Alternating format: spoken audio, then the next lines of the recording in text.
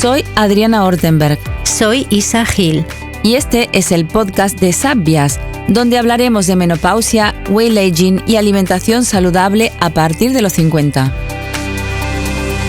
En el capítulo anterior hablamos de alimentos no recomendados durante la menopausia, esos que debemos eliminar de nuestra dieta para tratar de amortiguar algunos de sus efectos indeseados. Pero hoy toca hablar de alimentación saludable y de cómo alimentarnos mejor y de una manera más consciente puede ser la clave para una menopausia más benigna y llevadera. Lógicamente, solo comer bien no es la solución al problema, pero ciertamente ayuda. Absolutamente, Isa. Y durante los siguientes episodios seguiremos ahondando en cada una de esas pequeñas cosas o pequeños cambios que podemos hacer en nuestra vida y que pueden ayudarnos en nuestra transición por la menopausia.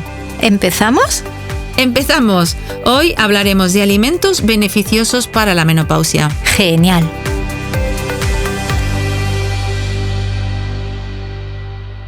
Bueno, Isa, pues empecemos por ver las necesidades que tenemos a partir de la menopausia, porque como sabes, se produce una bajada importante de estrógenos y esto nos afecta en muchos aspectos. Hoy nos enfocaremos en la alimentación. ¿Por qué? Porque a partir de ahora será muy importante la calidad nutricional. ¿Esto qué significa? Que ya no podemos comer cualquier cosa. Lo que tiene que quedar claro es que a partir de ahora ya nada volverá a ser igual.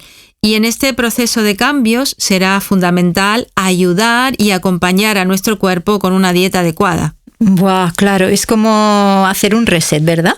Se trataría de revisar lo que hemos estado comiendo hasta ahora para poder enfocarnos en lo que hay que mejorar, ¿no? Pues vamos a ello. Mira, se me ocurre empezar con el tema óseo porque siempre me ha preocupado mucho. Y claro, no podemos hablar de ello sin hablar del calcio y de la vitamina D. Claro, por supuesto, ambos fundamentales para nuestros huesos, que te confieso que hasta hace no mucho los tenía por unas estructuras fijas e inalterables, vamos, como las columnas del Partenón. Pero resulta que no, cambian todo el rato y son el almacén del calcio del cuerpo. Exacto, mira, es que el hueso en realidad es un tejido vivo, está permanentemente en construcción y destrucción. Pero mira, te cuento lo que cambia en la menopausia. Durante nuestros ciclos, los estrógenos ayudan al mantenimiento de nuestra masa ósea y a la fijación del calcio en los huesos. Pero ¿qué pasa? Al llegar a la menopausia y bajar los estrógenos en picado, esto cambia. ¿Por qué? Porque aumenta la velocidad de destrucción del hueso y a la vez empezamos a absorber y retener menos calcio. Claro, siempre se dice que el calcio es un mineral esencial para nosotras en esta etapa, ya que una deficiencia puede aumentar realmente el riesgo de sufrir osteoporosis u osteopenia, que es el paso previo, ¿no? Sí. Aunque también es cierto que aquí tener una alimentación adecuada va siempre de la mano del ejercicio físico, ¿verdad, Adriana? Porque, bueno, yo sé que te cuidas muchísimo en el gimnasio y así te conservas, no sé, eres una experta, vamos. Es que, bueno, sí, es que es fundamental, ¿eh? Pero bueno, ya hablaremos de ello en un siguiente podcast porque me encantará explicarlo mejor. Pero bueno, es que sí, así es, el ejercicio es fundamental. Y te cuento otra cosa importante. Mira, para que el cuerpo pueda absorber dicho calcio es imprescindible la vitamina D. La buena noticia es que es muy sencilla de conseguir porque nuestro propio cuerpo la sintetiza cuando nos exponemos al sol. Pero también la podemos obtener a través de algunos alimentos, ¿no? Por ejemplo, ¿qué es lo primero que se te viene a la cabeza cuando piensas en calcio? Pues creo que no tengo que pensar mucho. ¿Los lácteos? Ay, sí, exacto. Eso es lo primero que pensamos, ¿verdad? Leche, queso, yogures, etcétera, etcétera. Y estos tienen tanto calcio como vitamina D. Aunque aquí, y bueno, ya sabes que hay diferentes posturas, muchos estudios, tanto a favor como en contra, en fin, los que están a favor, que dicen que son insustituibles y que el calcio que aportan es el único que se asimila correctamente. Pero por otro lado, los que están en contra, que dicen que son muy problemáticos y que nos pueden inflamar y que además no garantizan que vayamos a tener huesos fuertes en el futuro. Pero bueno, entre unos y otros que siempre hay matices, ¿no? Entonces, mi opinión, a ver, si te gustan, si te caen bien, si los digieres bien sobre todo, pues tan solo buscas que sean de la mejor calidad posible, ¿no? Intentar que sean ecológicos y mejor de animales pequeños como cabra u oveja. ¿Por qué? Porque se digieren mejor que los de un animal como la vaca, que es un animal mucho más grande que nosotros y que genéticamente tampoco tiene que ver mucho con los humanos, ¿no? Y por supuesto sin abusar, porque los lácteos son del tipo de alimentos que pueden acabar desencadenando una intolerancia. Ajá, buen apunte.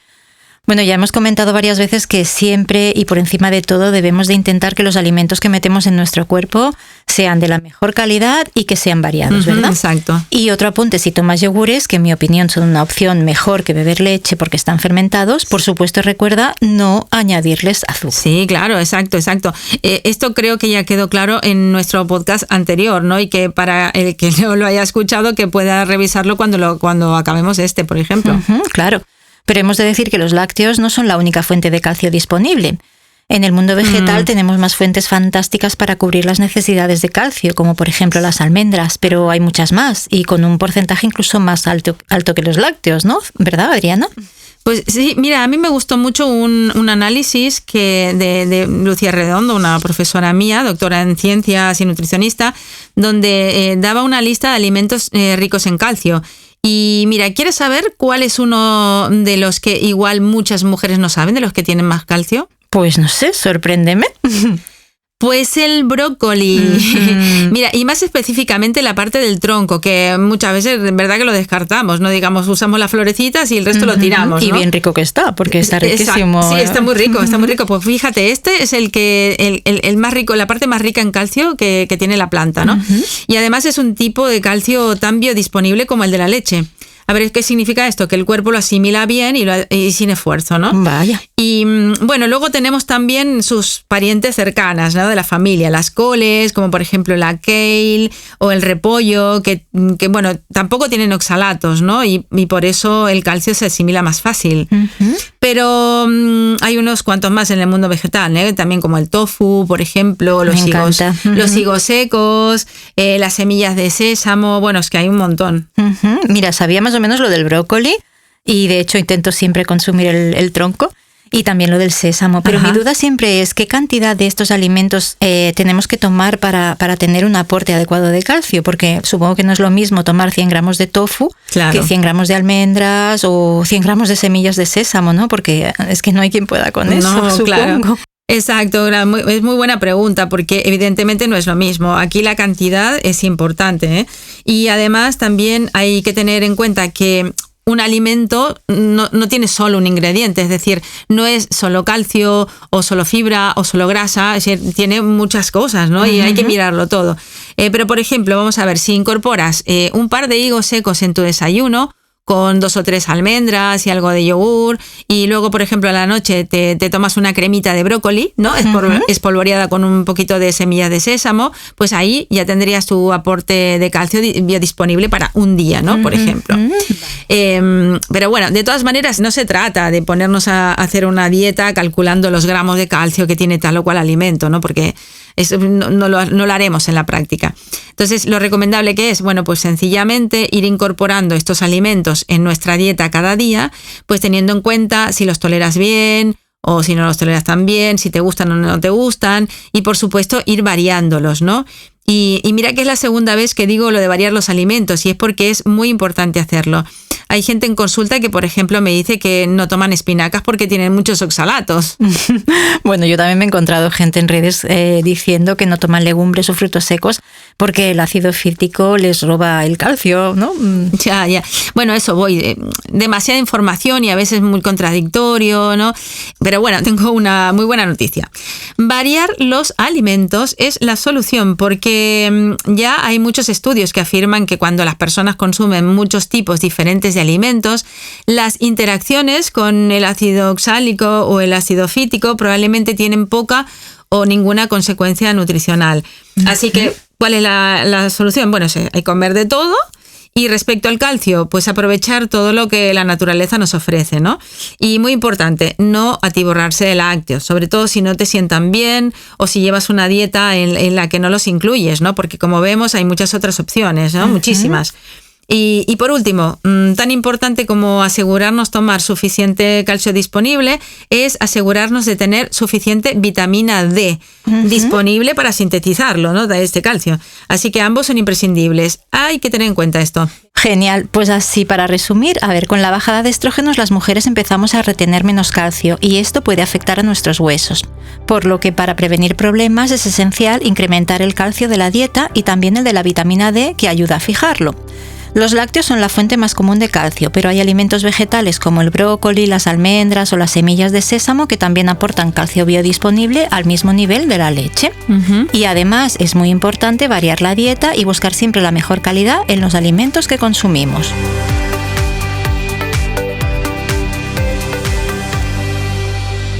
Bueno, pues vamos con otro de los puntos importantes que tiene que ver con los cambios que se producen en la menopausia, que es la pérdida de masa muscular.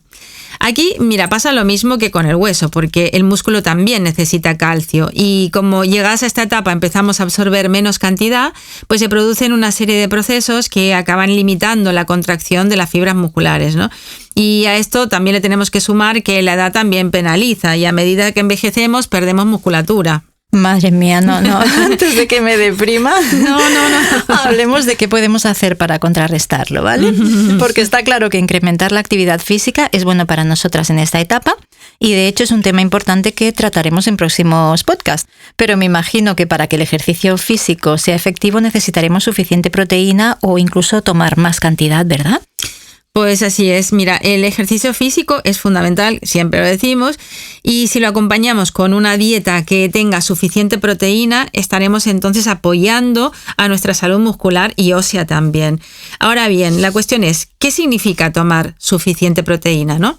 Pues hasta llegar aquí, la recomendación era tomar entre unos 0,8 gramos y 1 gramo de proteína por kilo de peso. Pero una vez llegadas a la menopausia necesitaríamos como mínimo unos 2 gramos de proteína por kilo de peso y no me mires con esa cara rara que ahora te lo voy a traducir. Sí, a ver, yo lo pillo, pero por si hay gente que no, mejor traducirlo, ¿vale? Venga.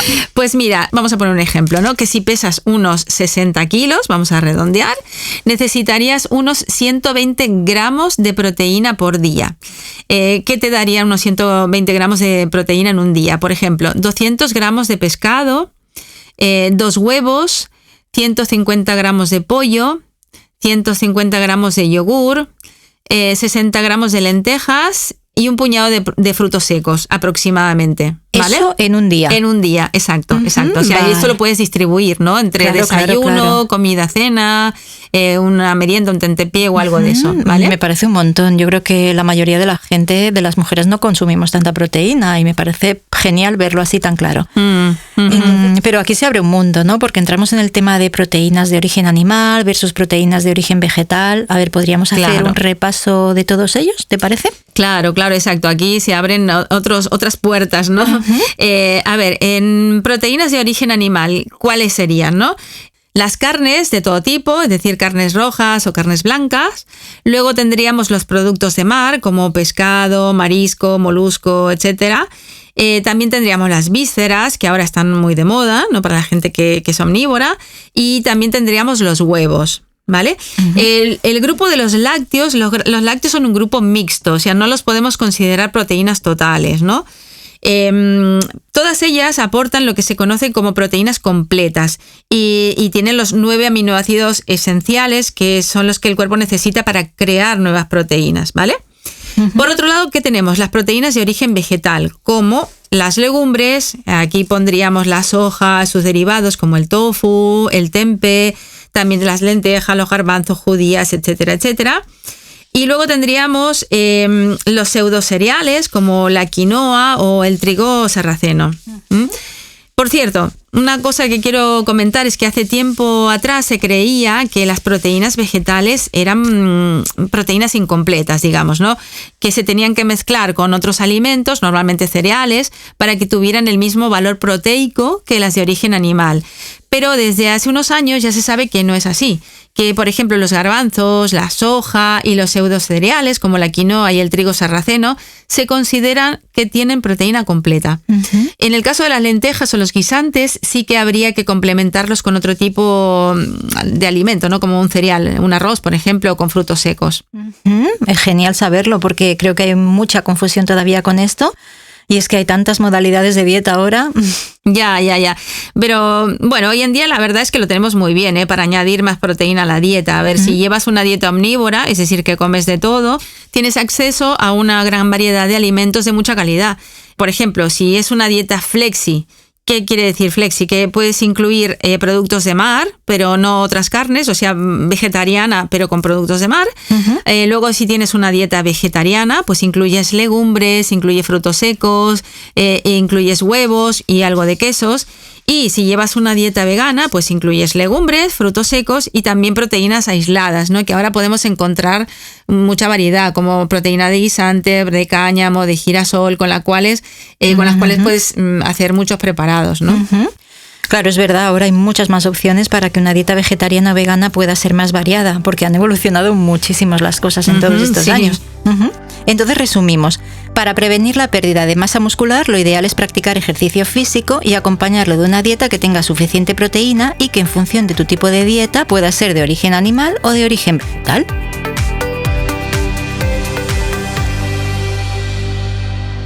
Por cierto, hemos mencionado que el pescado es una excelente fuente de proteína, pero en el caso del pescado azul, además nos interesa también por algo importante para nosotras en la menopausia, los ácidos grasos omega 3, ¿verdad? Hablemos de ellos, porque siempre se dice que están en desequilibrio en la dieta, pero no está claro con qué ni de qué manera ese desequilibrio nos afecta. Sí, lo explico rápidamente. Mira, nuestro cuerpo necesita los ácidos grasos para distintas funciones. Y como algunos de ellos no los puede fabricar, ¿no? Los tiene que incorporar, como con la dieta.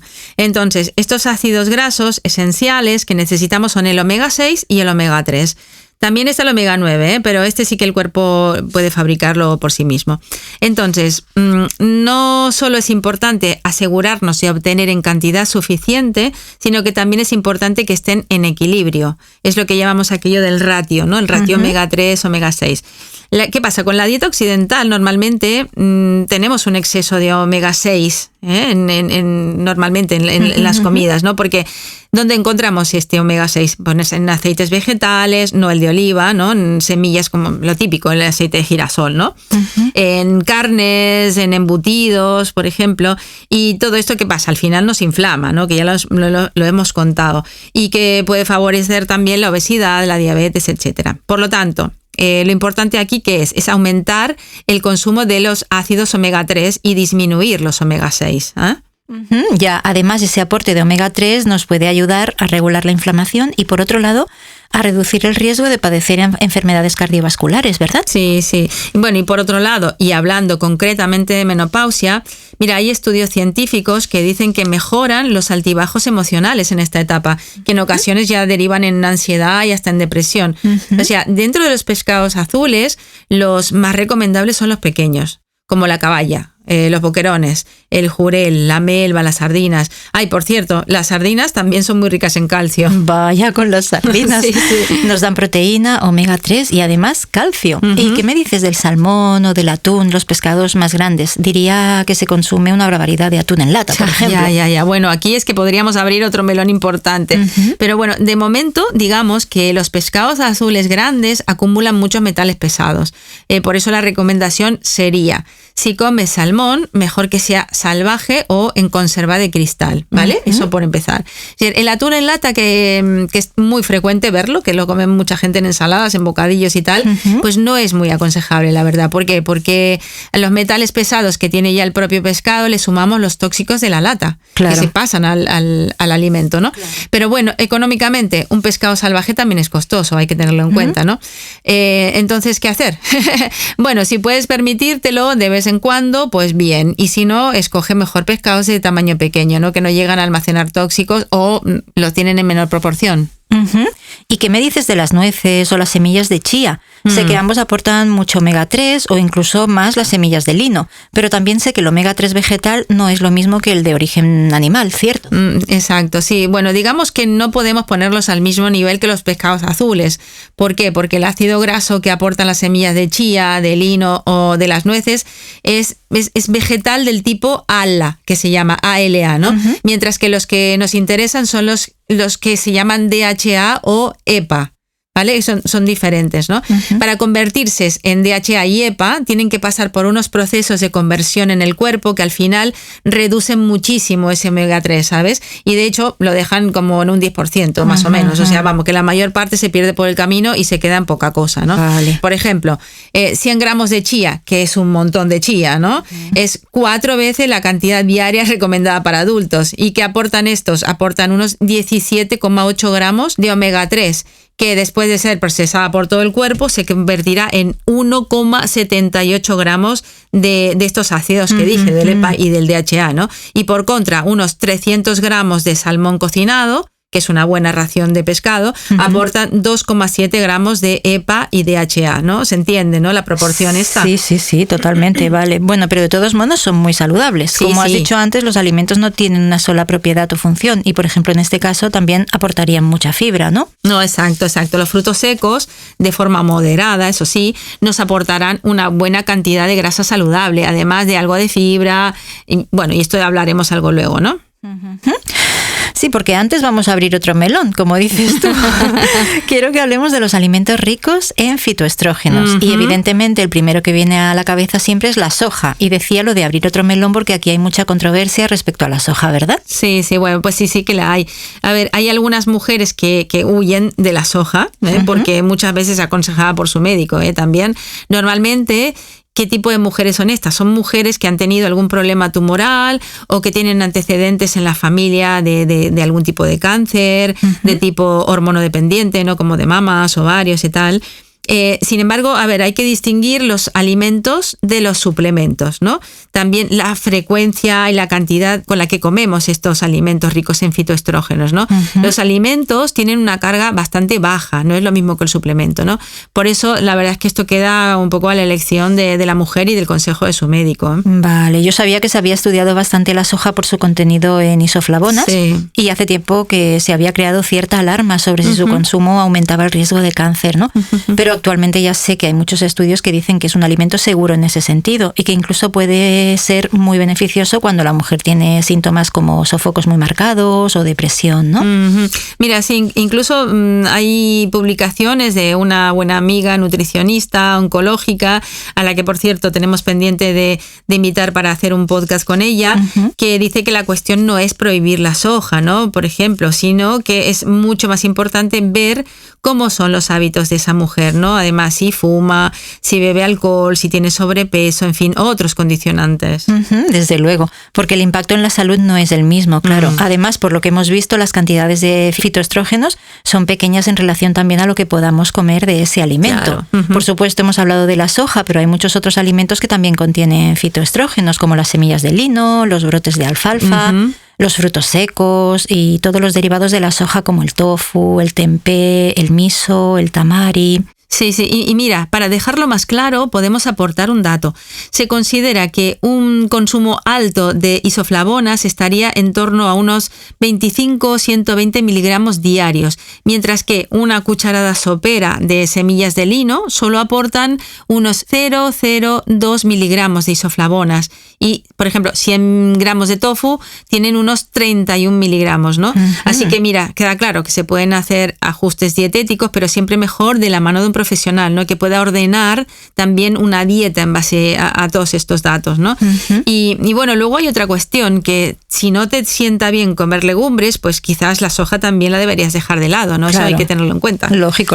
Al final la alimentación es todo un mundo. Sí. Pero resumiendo, a la pregunta de fitoestrógenos sí o no, diremos que no todo es blanco o negro, que aquí puede haber muchos matices y que en principio si se incluyen dentro de una dieta equilibrada y dentro de unos hábitos de vida saludable, podrían encajar perfectamente, aunque siempre dependerá de en qué contexto esté cada mujer, ¿verdad? Pues lo has resumido perfecto, Isa. Mira, yo ahora te quiero invitar a otro mundo, a un micromundo, de hecho, ¿no? Que va con nosotros, con nosotras a todos lados y que nos acompaña acompaña toda la vida hasta el final, y es la microbiota. Pues es un mundo muy apasionante. Yo estoy leyendo algunos artículos y realmente me quedo sorprendida de la influencia que tienen en nosotras. Es una pasada. No, sí, muy de acuerdo, es una pasada total. De hecho, fíjate, tenemos más bacterias y virus en nuestro organismo que células. ¿Qué te parece? Eso pues, da mucho que pensar, ¿no? Muchísimo, porque dicho así parece que somos bichitos andantes, ¿no? Yo lo que sí sé es que una microbiota sana es fundamental para disminuir los síntomas de la menopausia. Eso lo tengo clarísimo. Sí, total. Y mire, por eso siempre insistimos mucho en que tenemos que cuidar la calidad de lo que comemos, porque de eso dependerá que tengamos una microbiota sana. Para explicar brevemente qué pasa, de nuevo tenemos que mencionar la bajada de estrógenos, ¿no? Porque toda esta gran colonia de bichitos, como dijiste, que tenemos, ¿no? Es lo que llamamos microbiota, se regula en nuestra vida fértil gracias a los estrógenos, ¿no? Y hay un grupo de bacterias que están especializadas y que interactúan con los estrógenos. Entonces, cuando los estrógenos disminuyen, ¿qué pasa? Empiezan a haber desequilibrios, ¿no? Y esto luego pues, nos afecta a nivel intestinal, pero también a nivel vaginal. Es que esto es un gran tema, sin duda, porque yo diría que muchas mujeres tienen problemas digestivos. Incluso nosotras mismas hemos comentado a veces que nos pasa en algunos momentos, ¿verdad? Sí, totalmente. Este desequilibrio que comentamos antes, podemos ayudar a mejorarlo con nuestra alimentación. Y es importante que observar cómo son nuestras digestiones, ¿no? Si nos hinchamos o no cuando comemos, si vamos bien al baño, si evacuamos bien, si hay estreñimiento, si tenemos gases, todo esto es información, ¿no? Y hay que mirarlo siempre con un profesional porque lo que comemos puede estar perjudicándonos aún más, ¿no? Entonces, ¿cómo podemos ayudar nosotros a nuestro cuerpo, no?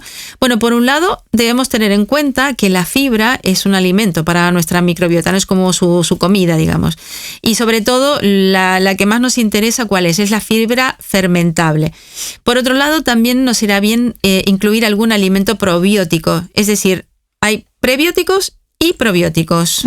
Vale, pues si te parece, explico la diferencia entre ambos, porque mucha gente se puede liar aquí, ¿verdad? Sí.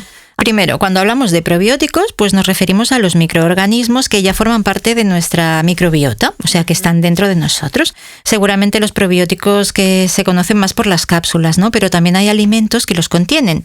Ahora los comentaremos. Y en cambio, los prebióticos son los que alimentan a esa microbiota. Eso es. Entonces, hablemos de fibra. Lo que debemos buscar es que la fibra sea altamente fermentable por nuestras bacterias, ¿no? ¿Dónde encontramos este tipo de fibra? Pues muy fácil, ¿eh? La encontramos en alimentos como las frutas, las verduras, las semillas, sobre todo las de chía y lino, o también el psyllium, ¿no? Esto lo conocerás mucho, el psyllium que tanto se usa ahora para hacer estos preparados sin gluten, ¿no? Pero bueno, también hay otros. Mira, las algas marinas, por ejemplo, la avena, los cereales integrales o las setas. Bueno, las setas es que me flipan, porque tienen muchísimos beneficios para nuestro sistema inmunitario. Me encanta. Sí, es increíble.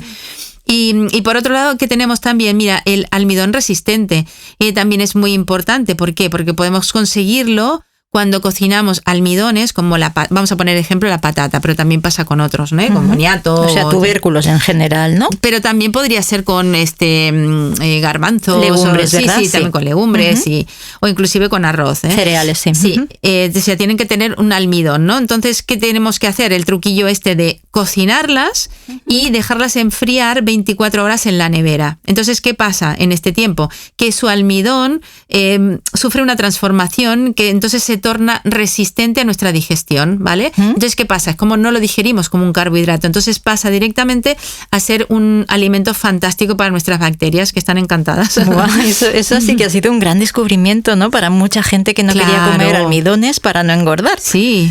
Pero bueno, con esta técnica podemos recuperar muchos alimentos e incorporarlos a nuestra dieta de nuevo, ¿no? Sí, bueno, mira, a mí siempre me preguntan, pero ¿cómo voy a poder comer patata enfriada en invierno, ¿no? O legumbres. Bueno, claro, es cierto que es ideal en verano, ¿no? Porque te puede hacer unas buenas ensaladas con ello, ¿no? Pero en invierno, ¿qué tienes que hacer? Bueno, pues calentarlas un poquito, eso sí, sin que sobrepase los 100 grados para no volver a activar este almidón, ¿no? Y luego estarían, por otro lado, los alimentos probióticos o fermentados como el clásico yogur, ¿no? Esto es muy de vida diaria, digamos, ¿no? El kéfir, que también ahora se está consumiendo mucho. También el chucrut, que es esta col fermentada, o también el miso, el tempeh, o una buena kombucha. Vale, a mí me encanta. A mí también. Bueno, yo creo que no he encontrado a nadie a quien no le guste la kombucha. Entonces, lo único que no hay que hacer es pasarse con los alimentos fermentados, ¿no? Sí. Son muy saludables, pero si tu sistema digestivo está, digamos, muy sensible porque te hinchas a la primera, pues quizá es un alimento probiótico que no sería lo más indicado, ¿no? Y como siempre decimos, valorarlo siempre con el médico, ¿no? Sí, exacto. A ver, nosotras, ¿qué hacemos? Hablamos de generalidades, pero luego cada caso pues estará lleno de matices, ¿no? De todas maneras, creo que está bien conocer qué alimentos nos pueden ayudar a mejorar el equilibrio de nuestra microbiota, ¿no? Porque no debemos olvidar que lo que beneficia la salud intestinal beneficia a la salud cerebral, o sea, todo está conectado, ¿eh? Claro. Bueno, pues creo que ha quedado bastante más claro cómo tiene que ser nuestra alimentación en la menopausia. ¿Hacemos un resumen entonces? Pues claro, mira, en primer lugar hemos hablado de cómo la bajada de estrógenos impactan en la salud ósea, en la salud muscular y también en la microbiota. Y también hemos visto las diferentes opciones de alimentos ricos en calcio, tanto de origen animal como de origen vegetal. Y que no solo podemos encontrarlos en los lácteos, sino que también hay otros alimentos para incorporar en la dieta, ¿no?